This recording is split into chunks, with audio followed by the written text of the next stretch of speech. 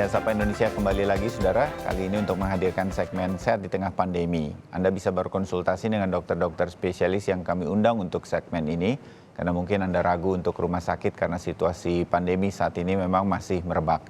Pertanyaan bisa Anda juga kirimkan melalui Instagram kami di @sapaindonesia_kompas.tv, atau Anda pada saat segmen ini kami hadirkan seperti sekarang, bisa langsung menelpon di line telepon interaktif Sapa Indonesia Pagi di 021 53 660 500. Dan pagi hari ini dokter spesialis yang sudah bersama kami adalah Dr. Alvin Reynaldo, dokter spesialis THT. Dr. Alvin, ketemu lagi. Salam sehat, Ya, selamat pagi. salam sehat. Selamat pagi, Ya, Bayu.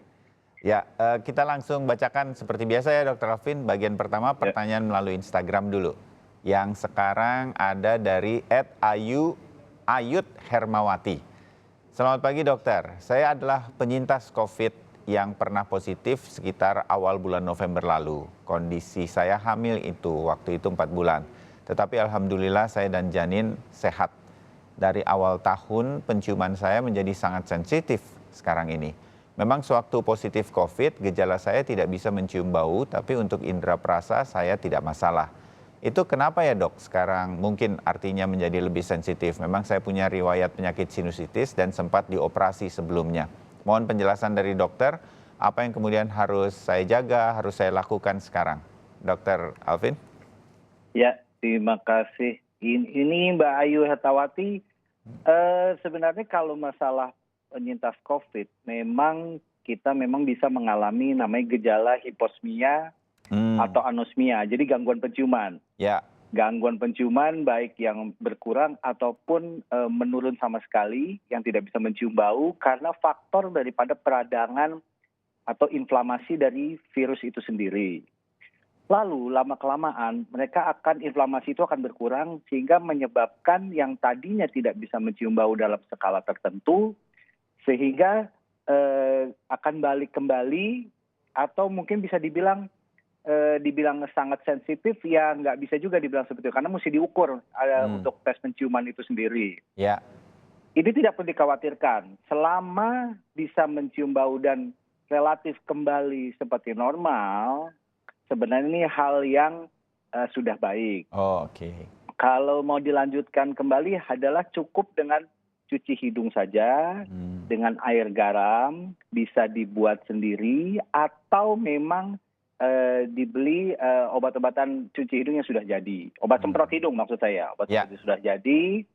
Lalu perhatikan lagi, misalnya kalau memang ada faktor alerginya, atau bisa dibilang memang sinusitisnya, alerginya paling nggak minum obat-obat anti alergi tiap pagi, terus vitamin apapun diterusin aja. Lalu kalau menurut saya sih untuk ke rumah sakit ini nggak perlu takut kok. Untuk zaman sekarang ini memang prokes kita sudah cukup baik di semua rumah sakit. Apalagi orang-orang juga sudah patuh. Jadi bisa untuk periksa ronsen sinusnya. Nah itu saran saya seperti itu. Ya, gitu. Pasca operasi jadi dikontrol, jangan khawatir atau jangan takut untuk mengontrol itu ke rumah sakit. Untuk kontrol itu saja. Oke, jadi nggak usah khawatir ya Ibu Ayut. Semoga semuanya aman-aman saja pasca operasi. Yang kedua sekarang pertanyaan dari @Imanesian, Dr. Alvin. Ya. Selamat pagi dokter, saya Iman, 27 tahun. Sudah 5 hari terakhir ini telinga sebelah kiri saya kadang mengeluarkan suara kertas diremas. Jadi seperti mendengar suara kertas diremas. Apalagi saat saya sendawa kecil, nah itu terasa sekali suaranya atau terdengarnya terasa sekali. Itu kenapa ya dok? Dan bagaimana cara mengobatinya? Terima kasih. Nah, kenapa itu Dr. Alvin?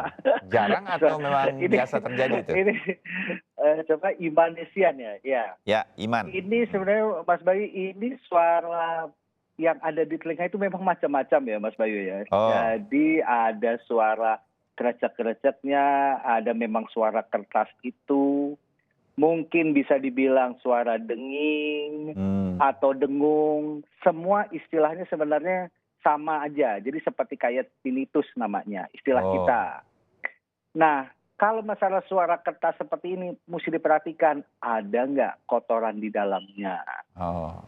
Karena kalau bila ada kotoran di dalamnya, itu pasti mempengaruhi mempengaruhi kepada individu tertentu, suara-suara tersebut pasti ada aja. Mau suara bunyi seperti itu, mau kremes kayak, mau denging kayak. Nah, lalu juga kalau misalnya dia sampai mempengaruhi pada saat dia bersendawa, kan namanya juga THT ya.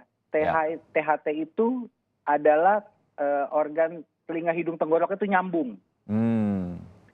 Jadi apapun, misalnya kita lagi menelan, terus ceklek ada bunyi di kuping, kan pasti ada seperti itu ya. Itu namanya bekerjanya saluran tubakus tachiusnya. Jadi saluran hidung ke tenggoroknya, saluran hidung ke kupingnya, maaf, dari saluran hidung ke kupingnya. Sehingga itu sebenarnya hal yang wajar, tapi mesti kita lihat memang kalau 5 hari ini bisa aja memang tiba-tiba, misalnya dia memang ditambah kalau pagi itu suka pilek-pilek sedikit, itu pasti mempengaruhi gangguan dari saluran hidung ke kupingnya. Oke. Jadi dilihat, dan sebenarnya kalau misalnya untuk solusi seperti apa ya, sebenarnya bisa aja dikasih obat-obatan seperti obat pilek dan anti peradangan gitu. Tapi kan saya nggak bisa nyebutin merek di sini juga kan. Gitu. Betul. Tapi kira-kira seperti itu. Seperti atau cek. Beranikan diri cek untuk periksa jangan-jangan ada kotoran di telinga yang harus dibersihkan. Nanti kalau sudah dibersihkan mungkin hilang juga ya. Oke, Dr. Alvin, terima kasih. Paling tidak itu hal yang biasa terjadi di THT kita. Jangan khawatir, tapi harus periksa begitu ya. Oke, pertanyaan ketiga sekarang dari Instagram yang hadir adalah dari @retnowati.popi. Selamat pagi dokter, saya mempunyai masalah dengan pendengaran saya. Setiap pagi telinga saya berdengung seperti saya sedang berada di tempat ketinggian, padahal saya sedang ada di rumah. Apakah ada hubungannya dengan HB saya yang rendah dokter? Terima kasih. Nah, tampaknya sudah agak terjawab juga nanti. Tapi apa hubungannya dengan HB itu? Silakan dokter Alvin. Ibu Retnowati Popi, terima kasih pertanyaannya. Jadi seperti yang tadi saya ungkapkan bahwa memang telinga itu bekerjanya, efek dari telinga itu tidak hanya bekerja sendiri, jadi berhubungan dengan hidung maupun tenggoroknya. Misalnya memang terjadi, memang pagi-pagi itu suka mampet hidungnya, itu membuat tekanan ke kuping agak lebih kuat. Jadi rasanya tuh jadi pengeng, jadi dengung. Itu bisa. Lalu kalau misalnya dihubungkan dengan HB, itu tidak ada hubungan. Nah, itu aja. Nah, kalau masalah solusinya ya itu hindarin alerginya, biasanya dia debu rumah, lalu dikasih obat semprot kembali, obat cuci hidung yang tadi saya sudah ceritakan, lalu kalau bisa memang cek kembali ke dokter THT-nya. Baik. Tampaknya pertanyaan keempat dari @dar.2576 juga bisa jadi hal yang sama ini. Selamat pagi dokter. Saya beberapa hari ini telinga saya, kalau tadi ada suara kertas terus berdengung, ini berdenging, Dokter Alvin ya. Berapa hari ini telinga saya berdenging. Nah, apa mungkin penyakit yang membuat ini atau yang saya alami karena saya sering pakai earphone atau karena hal lain dok, mohon solusinya. Nah sekalian dok, ini kalau orang kan zaman sekarang sampai ke anak-anak kita mungkin ya, kalau mereka belajar pakai laptop, pakai earphone atau segala macam. Sekalian Dr. Alvin, mungkin ada arahan-arahan dari spesialis THT seperti Anda. Silakan dok. Betul. Terima kasih Mas Bayu. Ya, jadi kalau hal seperti ini bisa kita bilang denging, dengung, itu bisa hal memang yang berbeda. Jadi bisa saja dengingnya ini bisa kalau yang tadi diakibatkan oleh faktor konduktif kita bilangnya ya, faktor konduktif tuh misalnya hantaran tulangnya, misalnya karena kotoran, karena pilek gitu ya. Kalau ini faktor dengingnya bisa saja ini karena pesarafan di telinga. Pesarafan di telinga itu maksud saya itu begini. Jadi karena kita memakai earphone, terus dalam jangka waktu yang lama, karena batasan waktu kerja work from home ini yang menurut saya tidak terbatas kali ya jadinya ya. Orang kerja, mungkin sekolah gitu ya. Terus dia mesti lebih banyak yang kerja sih. Kalau sekolah kan mungkin ada limitnya. Lalu itu dia memakai terus-terusan sehingga penghantaran suara itu terpapar terus, nanti mempengaruhi organ telinga bagian dalamnya, organ rumah siputnya.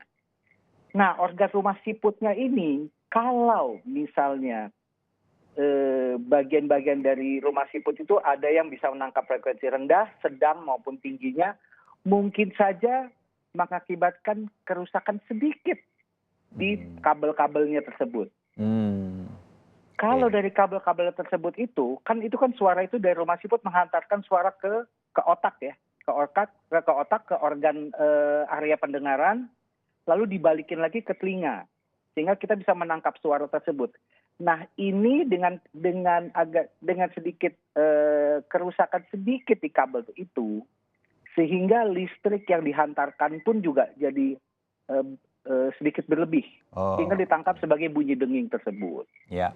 Jadi nah, kalau menurut saya mengatasinya ya, Dr. Alvin? Mengatasinya adalah memang salah satu sisi saja yang dipakai, jadi bergantian. Lalu pada saat tidur itu sebelum tidur kalau bisa memang tidak pakai earphone-nya. Jadi memang dari speakernya aja. Ya. Nah, kalau misalnya seperti itu. Dan kalau tidur kan sekarang tuh suka sering tuh pakai earphone-nya untuk mendengarkan musik pada saat tidur. Itu saya juga lumayan banyak tuh nemuin pasien seperti itu. Terus, itu kalau bisa sih, terus ketiduran musik terus saja bunyi kan di telinga kita. 8 jam itu dipakai tidur, nah itu tidak baik. Itu bisa merusak daripada organ rumah siput itu sendiri. Oke. Nah, ini wawasan yang menarik berkaitan dengan gaya hidup kita sekarang kalau mendengarkan telepon atau apa pakai earphone bisa saja berpengaruh. Jadi harus betul-betul bijaksana menggunakannya. Baik. Dr. Alvin, kita jeda dulu untuk kemudian menjawab line telepon interaktif yang sudah masuk penelpon-penelponnya. Tetap bersama Sehat di Tengah Pandemi.